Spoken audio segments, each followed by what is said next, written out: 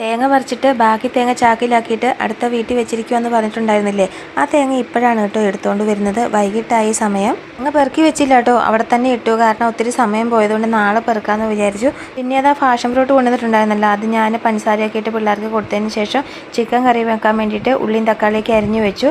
പിന്നെ കാവേജും കൂടിയാണ് കേട്ടോ വെക്കുന്നത്. കാവേജൊക്കെ അരിഞ്ഞ് തോരൻ വെക്കാൻ വേണ്ടി അടുപ്പത്തേക്ക് വെച്ചതിന് ശേഷം ചിക്കനുള്ള കടുകൊക്കെ പൊട്ടിച്ച് ഉള്ളിയും തക്കാളിയൊക്കെ വഴറ്റി വന്നപ്പോഴാണ് ഓർക്കുന്നത് ചിക്കൻ കഴുകി വെച്ചിട്ടില്ലെന്ന്. കാരണം ചിക്കൻ വാങ്ങിച്ചുകൊണ്ട് വന്നപ്പോഴാണ് കേട്ടോ തേങ്ങ പറിക്കാൻ വേണ്ടി വന്നത്. പിന്നെ അത് അതേപടി ഫ്രിഡ്ജിലോട്ട് വെച്ചിട്ട് തേങ്ങ പറിക്കാൻ വേണ്ടിയിട്ട് പോകുമായിരുന്നു. വൈകിട്ടത്തേക്കാണ് കേട്ടോ ചോറും കറിയൊക്കെ വെക്കുന്നത്. ഉച്ചക്കത്തേക്ക് പ്രത്യേകിച്ചൊന്നും ഉണ്ടാക്കിയിട്ടുണ്ടായിരുന്നില്ല. തേങ്ങയൊക്കെ പറക്കി വന്നപ്പോഴത്തേക്കും സമയം പോയിട്ടുണ്ടായിരുന്നു. പിന്നെ ഇന്നലെ ഉണ്ടായിരുന്ന ചോറ് തിളപ്പിച്ച് ഊറ്റിയിട്ട് ചിക്കൻ കറി ഇരിക്കുന്നുണ്ടായിരുന്നു, അതൊക്കെ വെച്ച് കഴിക്കുകയാണ് കേട്ടോ ചെയ്തത്.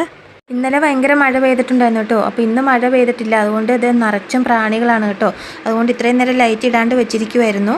ഏതാ രാവിലത്തേക്ക് വേണ്ടിയിട്ടുള്ള മാവ് അരച്ച് വെക്കുവാണ്. അപ്പോൾ ദോശയ്ക്കുള്ള മാവാണ് കേട്ടോ അരച്ച് വെക്കുന്നത്. മാവൊക്കെ അരച്ച് വെച്ചതിന് ശേഷം ആ മിക്സിയുടെ ജാറും കാര്യങ്ങളും മാത്രമേ കഴുകാനുണ്ടായിരുന്നുള്ളൂ. ബാക്കി പാത്രങ്ങളൊക്കെ നേരത്തെ തന്നെ കഴുകിയിട്ടുണ്ടായിരുന്നു.